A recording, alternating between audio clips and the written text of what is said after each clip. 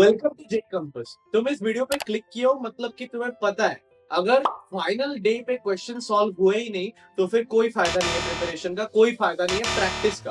अब क्वेश्चंस क्यों नहीं सॉल्व होते? या तो वो टाइप का क्वेश्चन तुम्हें सॉल्व करना ही नहीं आता, तुमने एनफ प्रैक्टिस नहीं की, या तो उसके लिए तुम्हें एनफ टाइम ही नहीं मिला क्योंकि बाकी क्वेश्चंस में तुमने ज्यादा टाइम बिता दिया। बाय सॉल्विंग क्वेश्चंस क्विकर तुम्हें जेई मेंस में एडवांटेज तो मिलेगा ही, एंड जेई एडवांस में भी तुम्हें बहुत बड़ा कॉम्पिटिटिव एडवांटेज इसलिए मिलता है क्योंकि जो क्वेश्चंस पे मोस्ट लोग अटकते हैं, जिसको सॉल्व करके तुम 99% जनता से आगे ऐसे ही आ जाओगे, वो सारे क्वेश्चंस के लिए तुम्हारे पास ज्यादा टाइम तभी बचेगा जब तुम इजी एंड मीडियम लेवल के क्वेश्चंस अच्छे से ट्राई करके निपटा दोगे इन अ क्विक मैनर। तो शुरू करते हैं इसके पॉइंट के साथ। अच्छे से सुनना, ध्यान से नोट डाउन करना। सबसे पहला point is you have to re read the question. अच्छे अच्छे टीचर्स भी एक क्वेश्चन को पहली बार रीड करके सॉल्व करना शुरू नहीं करते। वो रीड करते हैं, उसके बाद उसके कुछ कुछ इंपॉर्टेंट पॉइंट्स को अपने दिमाग में घुसाते हैं, फिर दे स्टार्ट। इसका रीजन क्या है? क्योंकि जब तुम सारे पॉइंट्स को एक बार अपने दिमाग में रीइटरेट करते हो तो फिर तुम्हारे दिमाग में वो क्लैरिटी बन जाती है। सपोज मैंने कोनिक सेक्शंस का एक क्वेश्चन मैंने पढ़ा, एक बार पढ़ने के बाद मेरे में एक बेसिक विजुअलाइजेशन आया, फिर मैं क्या किया, फिर से पढ़ने गया, मैं एक बार ड्रॉ किया कि पैराबोला, ओके पैराबोला किया, उसको विजुअलाइज करते हैं, उसमें एक डायरेक्ट्रिक्स इधर आएगा, एक टेंजेंट इधर ड्रॉ करना है। And when you read the question again while noting down important points, maths के केस में वो important points हो सकता है कोई वेरिएबल्स हो सकता है कोई प्रॉपर्टी हो सकता है कोई डायग्राम हो। इस तरीके से तुम जैसे जैसे रीड करोगे एंड तुम इंपॉर्टेंट पॉइंट्स को नोट डाउन करोगे, इमेज तुम्हारे सामने क्लियर बनती जाएगी। एंड जो रीडिंग का प्रोसेस है उसमें तुम्हें एक्स्ट्रा 30-40 सेकेंड्स लग सकते हैं। एंड अगर तुम 30-40 सेकेंड्स लगा के ये चीज कर लेते हो, देन व्हाट हैपेंस इज तुम क्वेश्चन को जब सॉल्व करना शुरू करोगे तब तुम एक सही पाथ पे शुरू करोगे। एंड ऐसा नहीं होगा कि तुम कहीं भटक गए, कोई दूसरा चीज निकाल लिए जो कि क्वेश्चन में पूछा ही नहीं गया, एंड इन दी एंड तुम्हें या तो क्वेश्चन को स्किप करना पड़ेगा या फिर तुम कोई क्वेश्चन में गलत आंसर मार्क करके आओगे। Point number 2 is tied back two point number 1। तुम्हें किसी क्वेश्चन को अटेम्प्ट करते समय यू नीड टू इंश्योर जितने सारे इंपॉर्टेंट की पॉइंट्स है उस चैप्टर के बेसिस पे। पहली बार जब तुमने क्वेश्चन देखा तुम्हें आइडिया लग जाता है कि कौन से चैप्टर का है। अब उस चैप्टर के सारे कॉन्सेप्ट्स तुम्हारे दिमाग में स्टोर होने चाहिए if you practised enough and तुम्हारा रिवीजन तगड़ा है।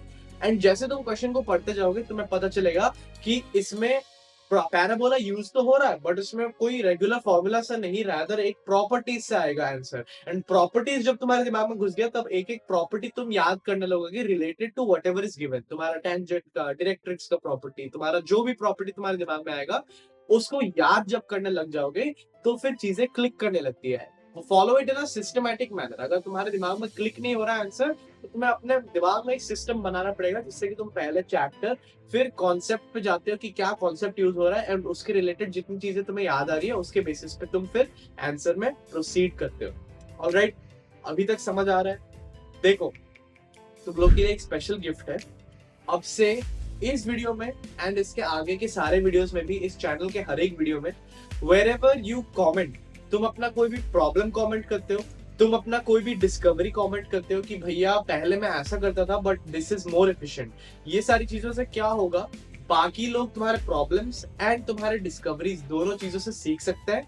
एंड तुम्हारे जो प्रॉब्लम्स है उनको क्या पता कोई और आके सॉल्व भी कर दे, कोई और आके बोले कि भाई मेरे को भी यही सेम दिक्कत थी, मैंने ये किया एंड फिर ये सॉल्व होके ठीक हो गया एंड अब मैं सही ट्रैक पे हूँ। तो ये जो चीज है अब से तुम लोग हर एक वीडियो पे करोगे। एंड मेरे को जो भी सबसे ज्यादा डिलिजेंट लगा इस चीज में, जो सबसे ज्यादा यूनिक एंड क्रिएटिव आदमी लगा इन सारे जगहों पे, उसको मैं फ्री की मेंटरशिप दूंगा 1 महीने के लिए। ये हर एक वीडियो में लागू है इस चैनल पे। सो गो एंड कमेंट। तुम्हारा कमेंट अगर अच्छा रहा तो फिर तुम्हें फ्री मेंटरशिप दी जाएगी 1 महीने के लिए, personally by me. Point number 3, reading comprehension. Reading comprehension का क्या मतलब है? तुम किसी भी क्वेश्चन को पढ़ के उसको कितना जल्दी समझ सकते हो एंड उसके पॉइंट्स को फिर यूज करके क्वेश्चन को सॉल्व करना शुरू कर सकते हो। It all depends on your reading comprehension ability. अब इसको इम्प्रूव कैसे करें, इससे फायदा क्या होगा? अगर कोई इंसान एक क्वेश्चन को पढ़ने में 1 मिनट लगा रहा है एंड उसको रीड करने में फिर से 1 मिनट लगा रहा है, then he takes up 2 minutes ऐसे ही, एंड उसको सॉल्विंग में हो सकता है 3-4 मिनट लग जाए और उसको टोटल 6 मिनट लगे। एंड कोई और इंसान है जो कि 30-30 सेकंड में पढ़ना और रीड करना कर ले रहा है।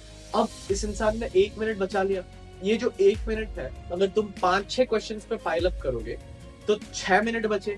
अब वो 6 मिनट्स में क्या वो एक एक्स्ट्रा क्वेश्चन नहीं कर लेगा? एक एक्स्ट्रा क्वेश्चन से क्या वो काफी मार्क्स आगे नहीं चला जाएगा? 5 या 6 मार्क्स आगे या 4 मार्क्स आगे नहीं चला जाएगा? एंड उससे उसका रैंक में कितना बड़ा फर्क आ जाएगा?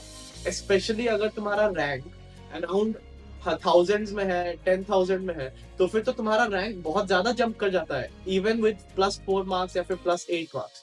तो इसी कारण से तुम अब इम्पोर्टेंस समझ पा रहे होगे of reading comprehension and why you need to save time while reading the question.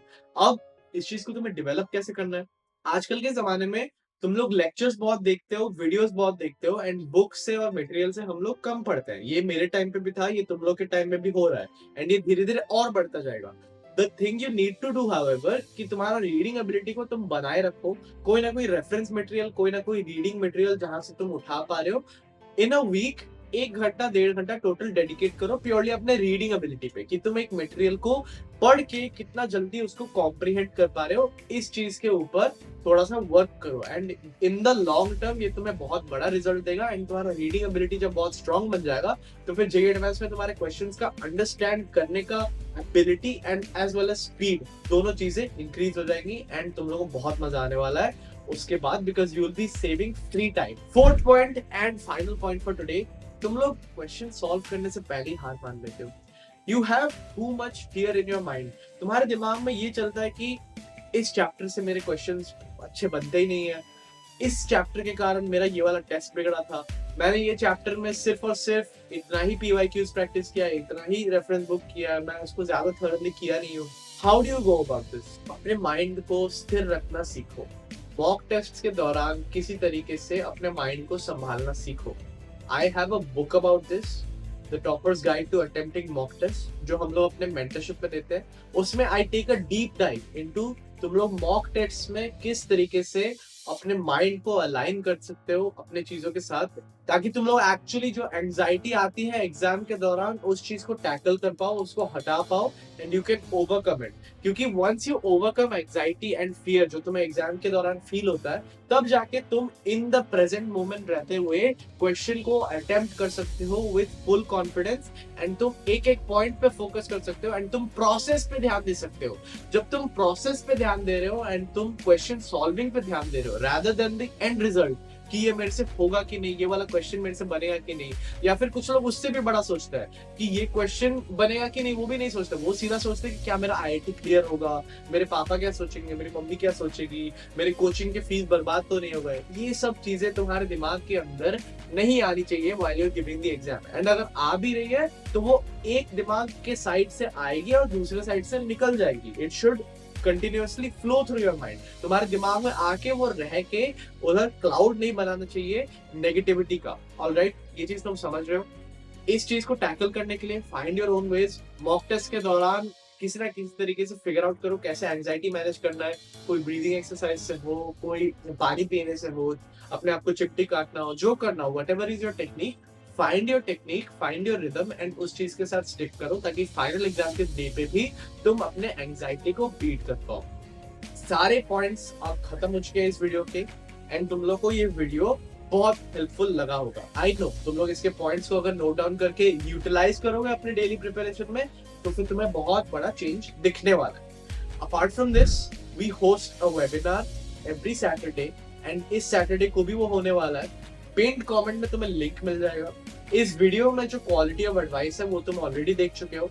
I don't need to give any explanation कि ये वेबिनार में आके तुम्हारा कितना बड़ा फायदा होने वाला है, एंड तुम्हारा प्रिपरेशन किस तरीके से बहुत ज्यादा ऑप्टिमल होने वाला है। पहले तुम इस साइड पे, वॉल के इस साइड पर रह के रैट रेस में भाग रहे थे सबके साथ, एंड इस रैट रेस को तुम्हें फाइनली एस्केप करने का मौका दिया जा रहा है if you go down to the pinned comment and actually click the link and register.